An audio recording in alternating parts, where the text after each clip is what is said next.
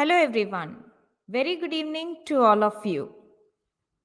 I hope so I am audible to all of you and the screen is also visible to everyone. Yes, can you please confirm?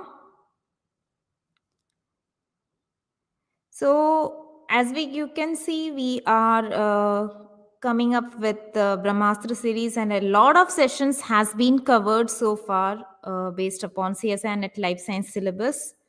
Very good evening, Satyam. I'm doing good. I hope so. You are also doing great. And your preparation is also doing well, right? And in my previous session, I had discussed regarding cell signaling and cellular communication. So in today's session, I'm taking up apoptosis and cancer, which is again one of the important topic when it comes to Unit 4 of CSIR NET syllabus. That's really good to hear from you, Satyam. So let's start with the session. Starting with a very simple question. Check it out. Following are the list of some proteins given, and you have to identify which of the following is or are not anti-apoptotic. BCL2, BCLXL, A1, BAX. And these are the options. So in this case, you have to be very clear with two terminologies: pro-apoptotic proteins and anti-apoptotic proteins. So if you are confident on that, yes, we can. You can definitely get an answer for this question. Okay, I got an answer from Sarita. What about others? And remember, here they are asking you which of the following is or are not an anti-apoptotic protein. Okay, Sarita. What about others? Anti-apoptotic means what? Opposite to that of apoptosis, right? Survival, which helps in the survival. But here they're asking you not anti-apoptotic. Okay, so got an answer from Satyam and Sarita. How about others? Is there anyone else would like to give this simple question, simple answer? And you both of you are absolutely correct. That is BAX. And I hope so you are aware what is the function of BAX protein. Any one of you? Although, yeah, it is a pro-apoptotic protein. What is their mode of action? If anyone can say. What is the mode of action of BAX protein? Or why are we calling it as an pro-apoptotic members? Yes, Sarita or Satyam? Yeah, got your answer, Satyam. I just want to clarify what is the significance or what is the function of BAX, or why are we considering it as a pro-apoptotic proteins? See, for this, you have to remember this corresponding BCL2 family of proteins. Okay. So remember, here we have got pro-survival members, which is considered to be an anti-apoptotic proteins. Now that includes your BCL2, BCLXL, W, MCL1, A1. Then you have got pro-apoptotic members, which is considered to be an anti-survival proteins, which is categorized into two types. First category is the one that forms channels within the mitochondrial outer membrane. Okay. And second one is the one which is having only BH3 domain in their segment. So if you see the original BCL2 family of proteins, the pro-survival members, they will be having all the 4 BH domains. And these domains are very important to carry out their process. But when it comes to the channel forming proteins like BAX, BAC and BOC, they have transmembrane domain with 3 BH domain. Now, BH3 only proteins are the one that will contain only the BH3 domain, and here the examples comes BIM, Puma, Noxa, BIC, BMF, BAD, HRK and all. And these proteins serves as a signal for a protein, for a cell to undergo apoptosis.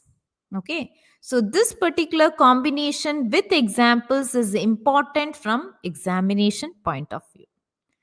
Moving on to our next question. So here some images are given to you. This is about the C. elegans, activation of SET3 and SET4 proteins, essential for the apoptotic pathways.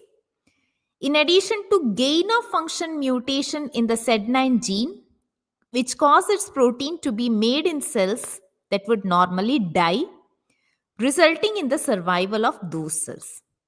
Now, looking into taking into consideration all this fact, now you have to identify the correct cell death pathway among the given images. First image, second image, third image, fourth image. Which one is the correct image signifying a cell death pathway? Remember, nowadays these topics are being asked in different formats. Sometimes they will ask you in the form of images, and sometimes they will ask you in the form of experiment combined with some techniques, or maybe combined with some anti-cancer drug, something like that you can expect. And another fact about apoptosis is that on a regular basis, it's quite unpredictable. This topic is quite unpredictable. So sometimes you get a 4 marks question like this, and sometimes it will be ignored. So that is what I said. It is quite unpredictable, but we have to be well prepared for the topic, so that we can confirm if we get a question based on this. Okay, Satyam, the cell death pathway in C. elegans is a diagram B that shows the interaction between SET3, SET4 and SED9 proteins. So this one you are saying. And Sarita has mentioned diagram 4 you have mentioned. Okay. Anyone else? I want everyone to participate. Let me get some more answers for this question. So as long as you interact more, that indicates that you are confident more on yourself. Yes, very good. Come up with your answers. See, every session I say, no matter if you're saying a right answer, wrong answer, but at least be confident to give some answer for the given question, because then only you will understand, right, where you are going wrong or where you are getting more confidence on, like that. Yes, I got an answer from Varsha as well. Anyone else? Anyone else who would like to give the answer for this question? Okay, Sarita has given the explanation. EGL inhibits the SED9 protein, so the SED4 becomes free, and that in turn leads the activation of SED3 to carry out the apoptosis. Okay, and you both are absolutely correct. The correct answer, or the correct image that signifies the cell death pathway is this one. Now, let's have a look into the pathway which I have taken from the book. So remember, you will always get questions based upon the C. elegans. You can expect questions in the form of images, in the form of statements, and in the form of homologous genes present in vertebrates. Remember, SED9 is homologous to BCL2. SED4 is homologous to EPAF1. And SED3 is homologous to Caspase3. So when it comes to humans, we have two types of caspases. One, we call it as an initiator caspase that starts the apoptosis process, and another one is the executioner caspases. Executioner caspases means that lead it to the cell death. So remember, SED9 gene, this is considered to be the regulatory protein. So in the normal case, what happens? SED9 will be inhibiting the SED4 gene. Because of which what happens? SED3 also inhibited, and that's the reason cell survives. Okay. On the other hand, if we get an apoptotic stimulation, as I told you, these are the genes, that is your BH3 only proteins serve as the stimulations or the ligands that will help in the activation of apoptotic pathways. So any of these proteins, what they will do, they will simply go and inhibit the regulatory gene. So now when your regulatory gene is stopped, this results in what? This results in the SET4 to get activated, which is an adapter protein, which in turn activates your effector protein. So this is by nature a proteases. So this leads the cell to undergo cell death. Now, in the similar way, you can predict about the vertebrates also. If BCL2 gene is active, it will be inhibiting the APAF1 and the downstream caspases, and that results in cell survival. Similarly, in vertebrates also, if you get an apoptotic stimulation, they will be inhibiting the BCL2 gene, which in turn relieves the APAF1 protein, activating it. Caspase 9 will be activated, caspase 3 will be activated, and finally it leads to what? Cell death. So caspases are nothing but the proteases. Okay. Moving on to our next question over here. Cervical cancer cells. Now, this is a combination of cancer cum apoptosis. Okay. Cervical cancer cells were untreated or treated with an compound X. Now, what is that compound X? It's a putative anti-cancer drug. So the cell extracts were analyzed by immunoblotting for the level of specific markers as indicated by the band thickness. Okay, these are the band thickness. You can see somewhere thickness is there, somewhere not there. Now, you have to identify the option that describes the action of compound X over here. So you can take it as statement 1, statement 2, statement 3, and statement 4. So what is the mode of action of X? So this is the untreated one and this is the treated one. That means the cells are treated with anti-cancer drug. So you have got FAD where the band is thick. Then you have got bags, cleaved caspase 8, cleaved caspase 3, P53 and beta tubulin. So what are the options given over here? Compound X induced cell death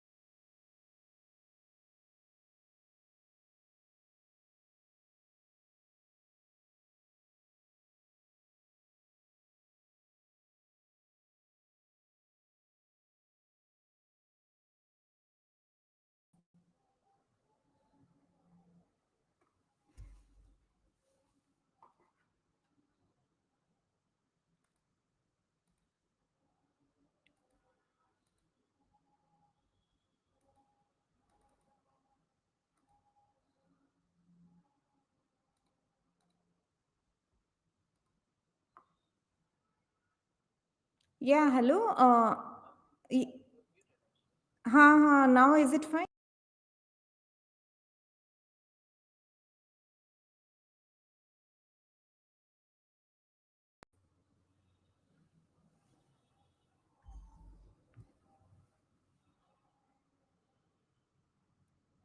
Yeah, so am I audible now?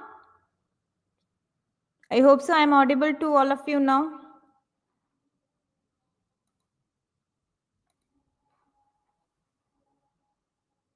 Yeah.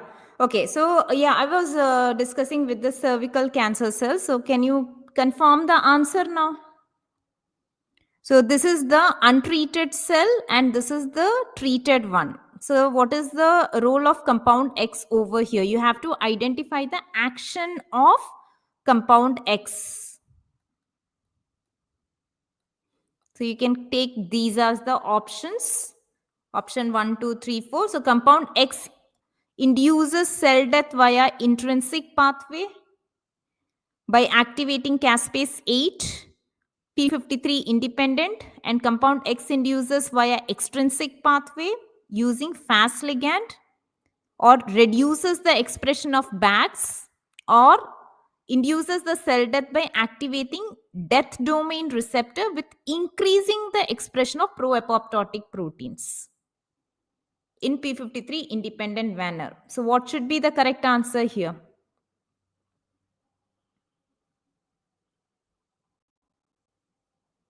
I can see only one answer came, that is option 1 by Satyam. What about others?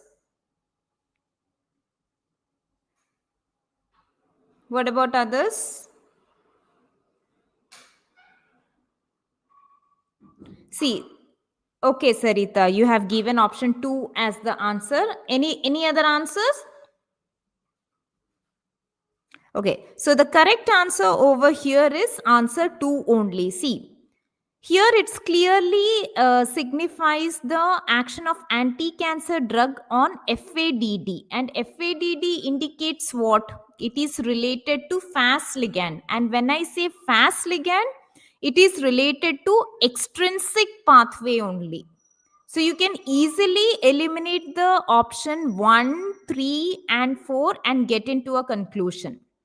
Apart from that, you can see that caspase 8 is also cleaved over here. And caspase 8 is the initiator caspase where? In the extrinsic pathway. You have cleaved caspase 3. That is common everywhere. I mean all the cell death pathway. But 8 is signifies that it is an extrinsic pathway. See, you have got 3 different pathways: extrinsic pathway, intrinsic pathway, and perforin granzyme mediated pathway. Now, what happens here is the common factor is the caspase 3. Okay, this is the one which gets activated, whatever the pathway is there. But what makes it different is the initiation process. So in the intrinsic pathway, you will have radiations, toxin, hypoxia condition, which causes the mitochondrial changes leading to apoptosome formation. And here you can see caspase 9 is getting activated. So in this case, you can see caspase 9, the band is not visible thick. So you can easily omit from here. Right? And next comes the this part, yeah, extrinsic part. So here you can see caspase 8 is getting activated. So you'll have a death ligand, death receptor, some adapter proteins will be recruited, then a complex is formed. We call it as a death inducing signaling complex. Now this leads to the activation of caspase 3. Here also the same thing. You have got 2 granzymes present. One of them is caspase independent, another one is caspase dependent. Okay, so what happens here is, in this case, the caspase 3 gets activated via caspase 10. So caspase 10 is the initiator caspase here. Okay. Yeah. So this leads to the same processes: endonuclease degradation, cytomorphological changes, apoptotic body. So all those processes will remain common. Okay. Now this is just a reminder that you have got Lakshya batch is going on. So wherein you will get the unlimited classes, 24/7 chat support system. You will be having molecular biology internship program free. So if you are joining the Lakshya batch, you can always opt for this molecular biology internship program. Then you'll be having the smart tools. Then test series will be there, where you will have access to weekly test, monthly quest. So that will help you to make yourself more stronger and more better in combating the questions, right? And if you have any queries, just drop your query in this toll-free number, okay? Or you can visit in stores.biotechnica.org. So moving on to our next question now. Now this is again a simple question from cancer. You can see different types of tumor names are given and the tumor definitions are given: neoplasm, carcinoma, sarcoma, leukemia, lymphoma, transformation. And these are the definitions. You have to identify the correct combinations over here.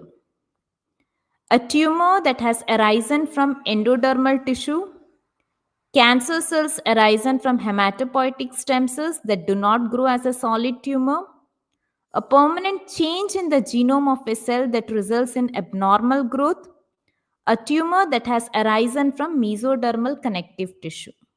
You have to identify the correct match. Check it out here. You are able to identify or not.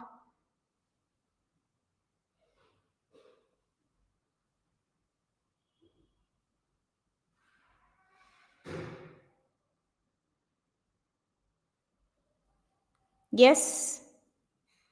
Are you able to identify the correct match over here?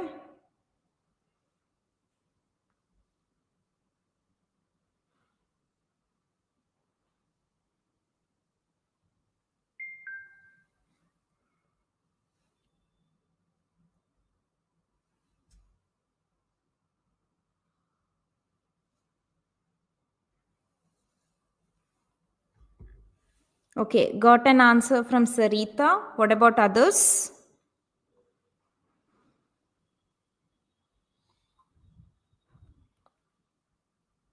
Any other answers from anyone else?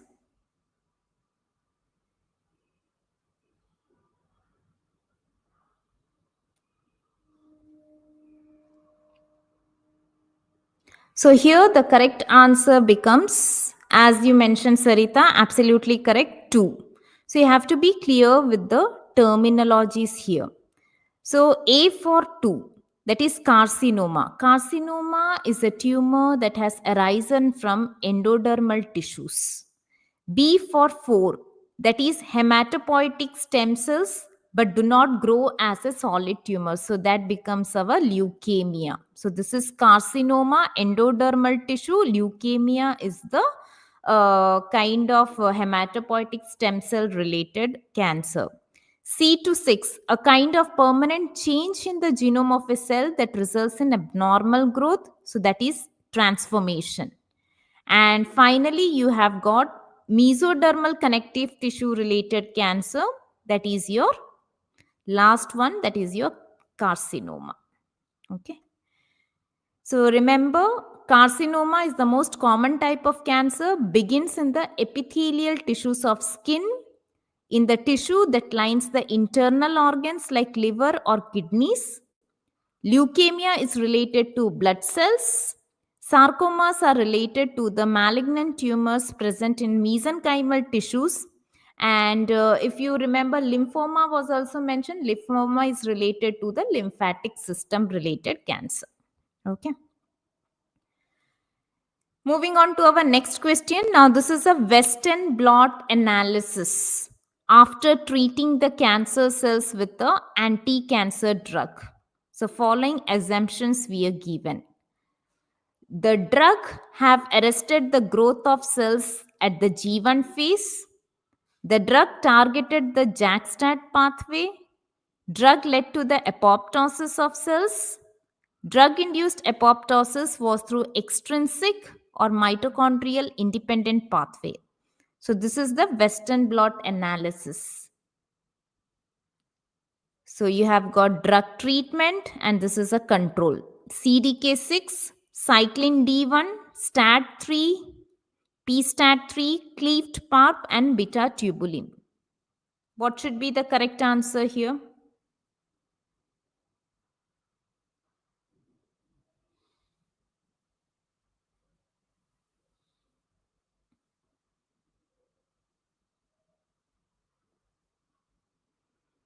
What should be the correct answer over here? Now, this is also like the previous one. Previously, it was a immunoblot analysis. Now, this is a Western blot analysis.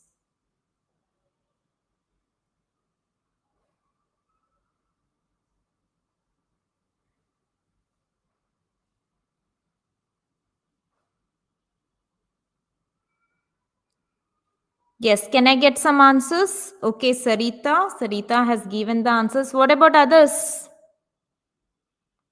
Can I get some more answers? Satyam, are you there?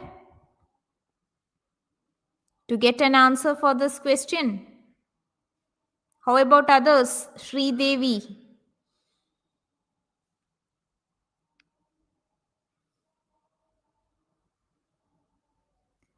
Just see, whenever you come across these kind of questions, I will request you to never to skip these kind of questions. Image based questions are literally easy to answer. Okay. And image based, sometimes the answer is there in the question itself. That's the thing. Yes, Sarita, I will come to that point once. I'm just waiting if anyone else is giving the answer, then I can show you the answer and will provide you the answer as well. Yes.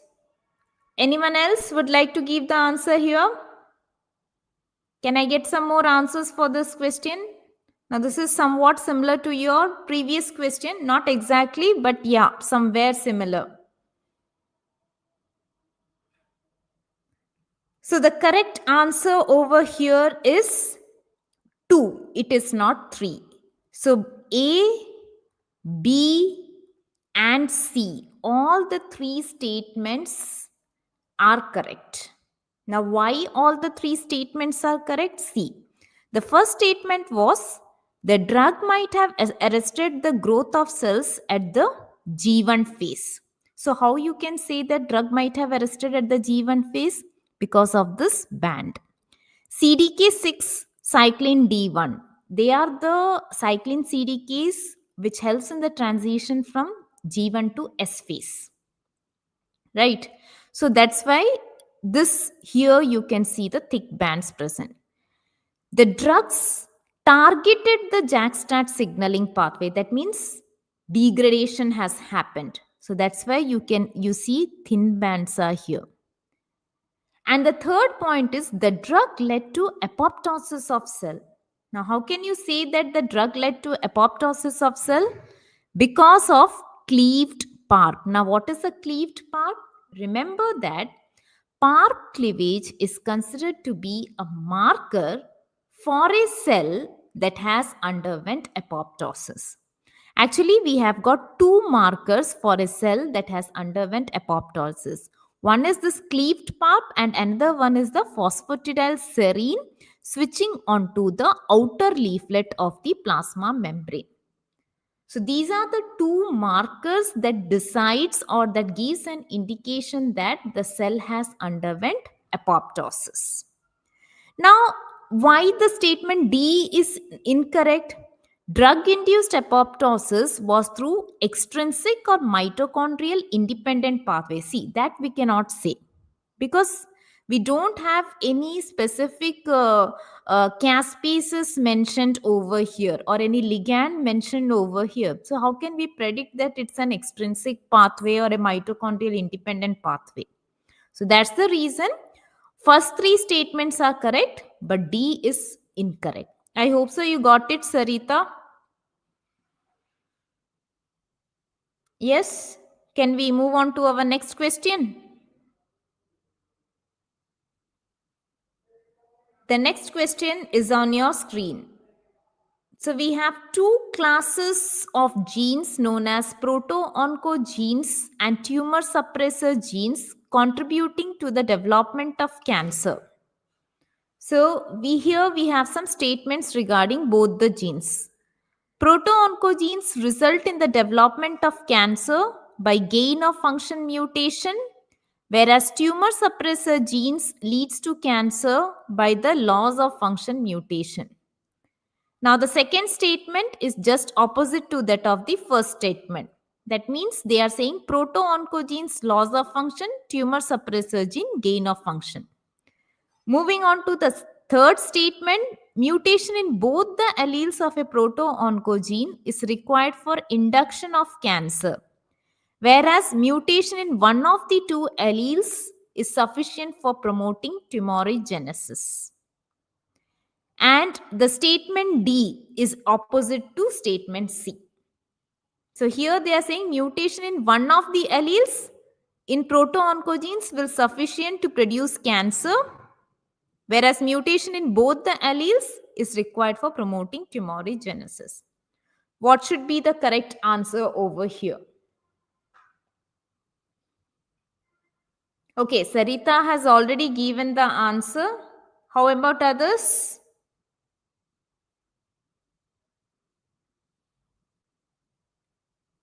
How about others? This is a very easy question again.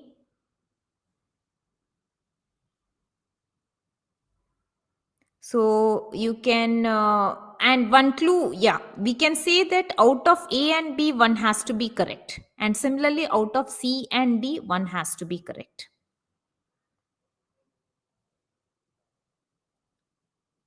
So now you can opt for any one of them.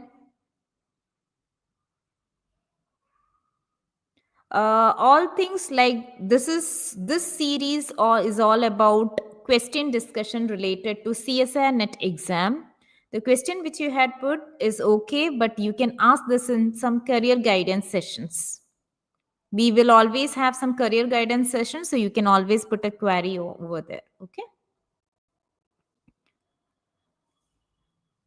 Yeah. Any other answer for this question? I can see 12 more participants are here, but getting answer only from Sarita. Can I expect some more answer? Can I expect some more answer? This is basically the difference between a proto-oncogene and a tumor suppressor gene. So if you're clear with that, you'll be able to get an answer for this question. C. And you're correct, Sarita. The correct answer is option 3. That is, proto-oncogene is the result of gain of function mutation and tumor suppressor gene loss of function mutation. So it is a gain of function. So that's why mutation of one of the alleles will be sufficient. And if you are going for mutation in both the alleles, tumor suppressor gene is required for promoting tumorigenesis. Okay, so in both the cases, if you see, this is gain of function and this is loss of function mutation. And in this case, 2 allele mutation, and in this case, sorry, not 2 allele, one of the 2 allelic mutation, and in this case, both the allelic mutation will undergo. Okay. So I'm just giving you some information regarding the different types of genes that comes under cancer. So you can classify them as proto-oncogenes, tumor suppressor genes, and genome maintenance genes. Proto-oncogenes means what? You can promote, they are responsible for promoting cell survival or cell proliferation. And that includes all the anti-apoptotic proteins. and components of signaling or signal transduction pathways also included in this category. So basically, the effect of mutation, as I told you, gain of function mutation is responsible for converting proto to onco. They are genetically dominant and it can arise by means of point mutation, chromosomal translocation, or amplification. Second is tumor suppressor genes. As the name indicates, they are responsible for suppressing any kind of tumor or cancer. So they will be inhibiting the cell survival or proliferation process. So in this case, just opposite. All the apoptosis promoting proteins can be seen. This involves loss of function mutation, and these are considered to be genetically recessive. And they can arise due to deletion, point mutation, or methylation. The same is the case with genome maintenance genes also. Genome maintenance genes means what? That are maintaining the gene structure. So basically, they are involved with the repair enzymes. Okay, so here also the effect and the properties remains the same. Now, if you look into this image, how a proto-oncogene is getting converted into an oncogene, we have three ways. So, in the first part, what happens? Any mutation or deletion happens. That also leads to altered protein synthesis. In the second case, we can say that if any gene duplication happens, so in that case, what happens? Excess of proteins will be synthesized. So that also indicates what? It indicates that it is an oncogene. And the third one is that some kind of chromosomal translocation happens. Suppose you have got a gene located here, A, and another gene located here, that is B. Now, if A moves to B, what happens? You'll get an AB product. So this AB, either they will togetherly produce a hybrid protein or one will be inhibiting the other. So in both the cases, what happens is that you will get an altered protein. Okay. So remember, a proto-oncogene converted into an oncogene via mutation, gene duplication, or maybe via chromosomal translocation. So these are the three ways. So just wanted to remind you, dominant mutation, gain of function mutation. So you can see that single allelic mutation can be enough to convert them into an oncogene. Whereas, then that's the reason we call it as a dominant mutation or a gain of function mutation. Whereas recessive mutation means what? Where both the alleles needs to undergo mutation. So single allelic mutation, it gives rise to no effect unless and until two allelic mutation takes place. So that will convert a tumor suppressor gene into an oncogene. Okay. So remember this concept. Based upon this dominant recessive mutation, you can expect questions. Now moving on to another question over here. As you can see, again an image based question.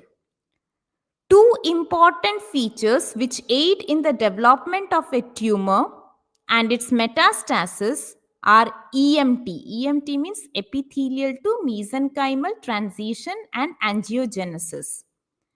A student tested 4 cell lines to determine their invasiveness and proliferation capability by checking the expression of VEGF-A, twist and cyclin D1. Now, among the given graph, you have to identify which one exhibits highly metastatic cancer cell. Just look into this image and tell me what should be the correct answer or which graph represents correctly regarding a highly metastatic cancer cell. For this, first thing is that you have to be clear with the functions of all the three proteins.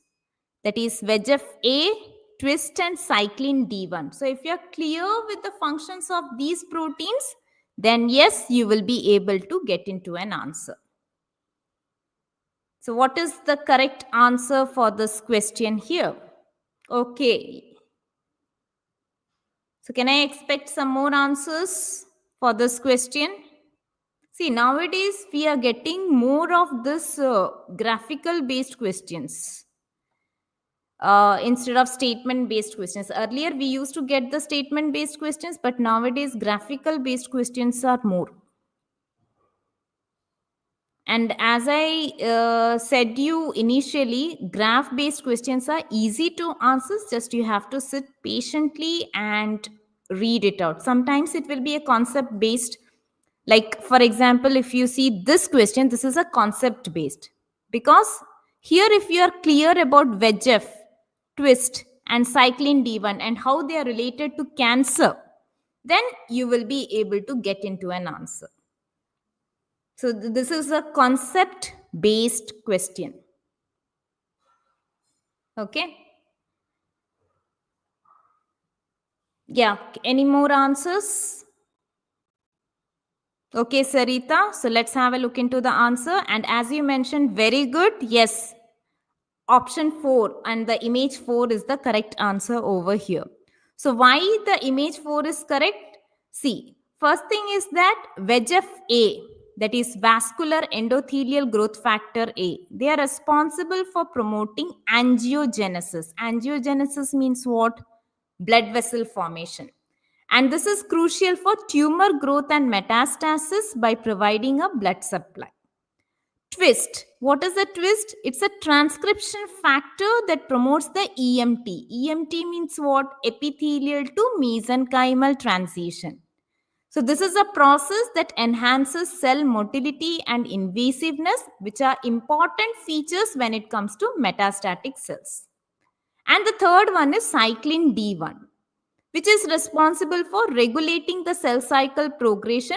And in most of the cancer, you will find that it is being overexpressed, thereby contributing to uncontrolled cell proliferation. So when I say a highly metastatic cancer cell, definitely it will be having high expression levels of all the three proteins. VEGF for angiogenesis, twist for invasiveness and EMT, and cyclin D1 is for proliferation. Moving on to our next question. The gradient of oxygen available to the cells at inner regions of a tumor tissue environment is typically low, which creates a hypoxic microenvironment. If enough oxygen is supplied to the cancer cell residing in the hypoxic microenvironment, identify which of the following process is incorrect over here.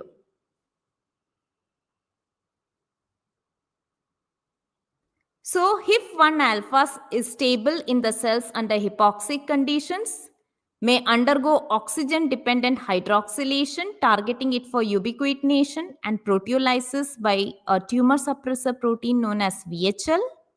Second, Warburg effect will be reversed and conversion of glucose to lactate will not take place as sufficient oxygen will be available for oxidative phosphorylation. Expression of HIF1 alpha dependent genes will be lowered. Lactate generation in the tumor microenvironment, which contributed to M2 polarization, will continue. So, can anyone give an answer to this question?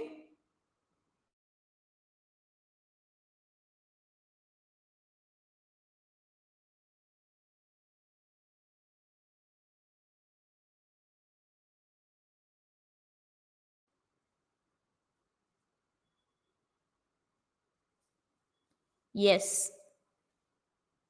Okay, Sarita.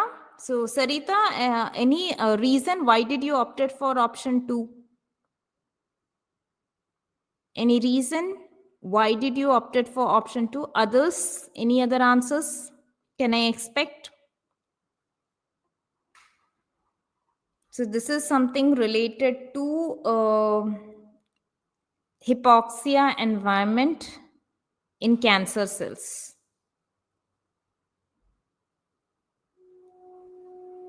And based on this, hypoxia environment related questions do come in the exam. It was not like earlier times, these kind of questions we are not asked, but in the recent trend, yeah, this kind of Warburg effect and this hypoxia condition do come in the exam. Yes, Sarita, Warburg effect occurs even if the oxygen is present. Yes, you are correct. The correct answer over here is Warburg effect. Actually, we have two types of effect. One is Warburg effect, another one is the Pasteur effect. Pasteur effect is the regular process. That means you might be aware that the glycolysis process is inhibited by oxygen. So that's why most of the glycolysis takes place under anaerobic condition. But when it comes to cancer cell, they are irrespective of the presence of oxygen.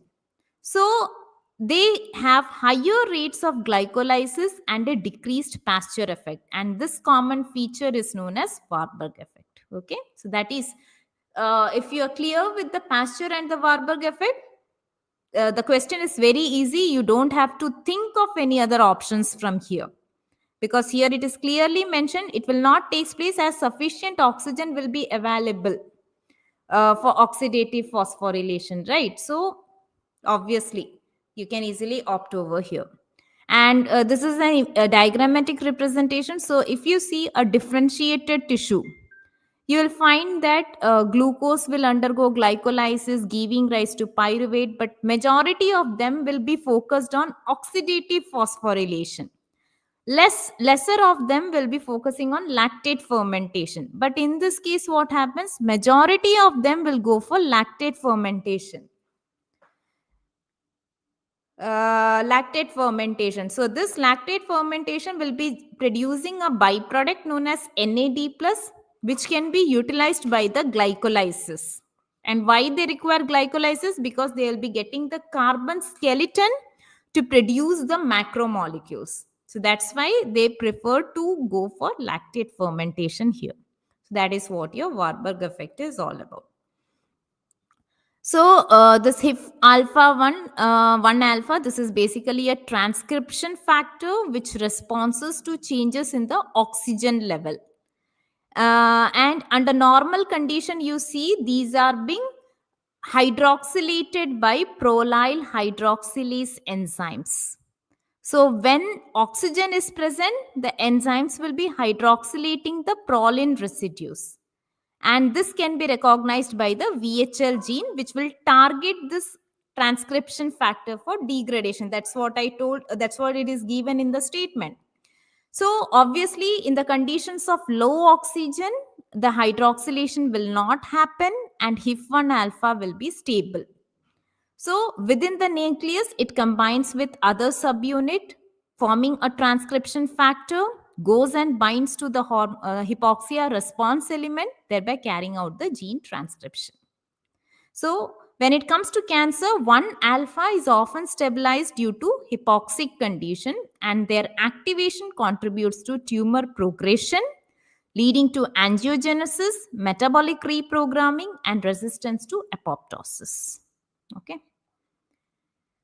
Moving on to our next question. Here are some statements provided to you regarding human cancer.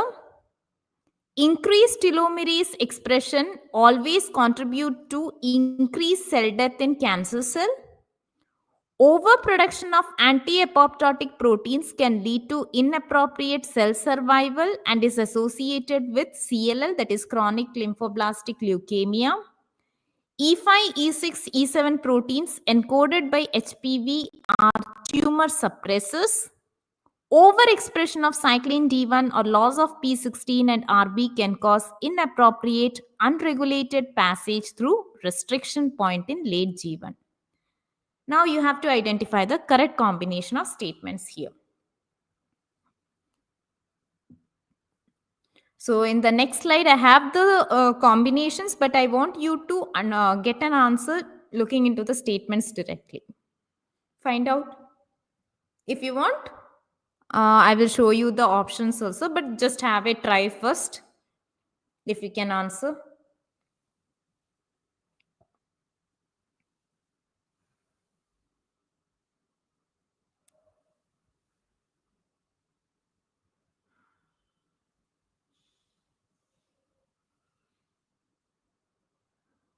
Yes.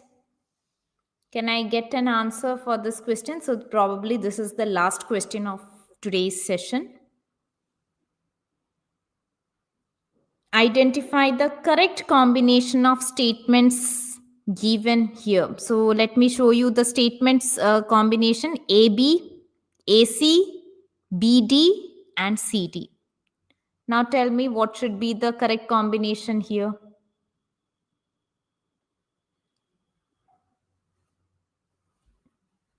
Yes, Sarita, not able to answer this question. Okay, you think A is wrong. Okay. And what about the statement B, C, and D then?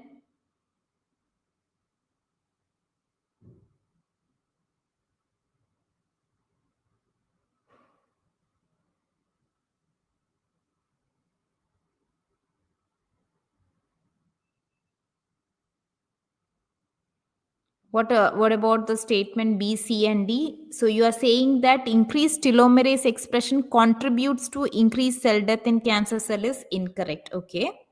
Then what about this overexpression of BCL2 gene related to CLL? And what about these proteins? You feel D is correct. Okay. So D is correct. A is incorrect, you told me. What about B and C? These kind of questions, you have answers in your mind, but the thing is that you have to sit patiently and think about the concepts which you have studied. You're not sure about C. Okay, then let me show you the answer. Regarding B, any idea regarding the statement B? Overexpression of BCL2 in relation to CLL, any idea? So basically, the correct answer over here is what you said, D is correct. So along with D, we have got B over here. Okay. Now what is B here? As I told you, overproduction of BCL2. Now let's check it out why the statement A and C are incorrect. See, first thing is that as it is mentioned, in the presence of RB gene, our cell cycle will be blocked. Okay. And in the presence of P16 gene, which is an encoder of INK4, can inhibit the cyclin CDKs to inhibit the cell cycle. But if this is not there, the cyclin CDKs will hyperphosphorylate the RB gene, and that's the way the cell cycle proceeds. Okay, so that is the last statement. Next, increased telomerase expression is often observed in cancer cells and contributes to their immortality by maintaining the telomere length. So this will allow the cells to avoid senescence and continue dividing. It does not lead to cell death here as you have mentioned. Instead, it just supports the survival and proliferation. So statement A is incorrect. Now, as you had asked me regarding statement C, these are oncoproteins. These are not tumor suppressors. They are interfering with the cell cycle and inhibit the tumor suppressor proteins like P53, RB gene, which facilitates the uncontrolled cell proliferation. That's why statement C is incorrect. I hope so. Now you got it. Yes, Sarita. Chromosomal translocation only. So I hope so. Why C is incorrect? You got it. Okay, now we have time up now. So we will meet again in the next session.